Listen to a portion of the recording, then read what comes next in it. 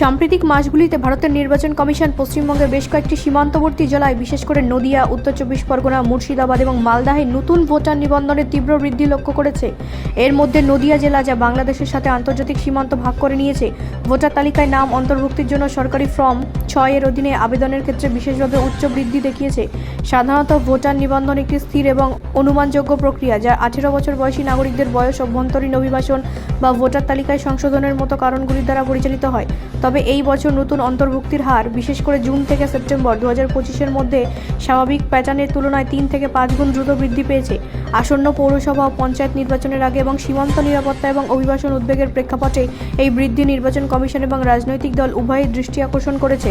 অতএব ফর্ম 6 এর আবেদনের আকস্মিক বৃদ্ধি, জনসংখ্যা বৃদ্ধি, অভ্যন্তরীণ অভিবাসন অথবা সংবেদনশীল সীমান্ত এলাকায় অবৈধ তালিকাভুক্তির সম্ভাব্য প্রচেষ্টার প্রত্যক্ষ সূচক হিসেবে দেখা হচ্ছে।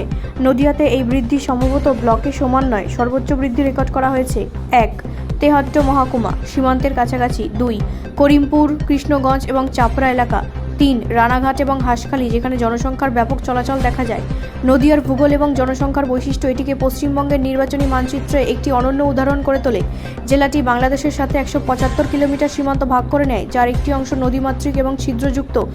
এখানে বেশ কয়েকটি বিএসএফ চেকপয়েন্ট রয়েছে, তবে তেহট্ট, কৃষ্ণগঞ্জ এবং করিমপুরের কাছে অসংখ্য বেড়াহীন অংশও রয়েছে।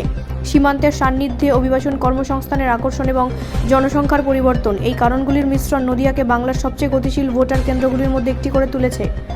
ব্যুরো রিপোর্ট, রাষ্ট্রীয় প্রসার বাংলা।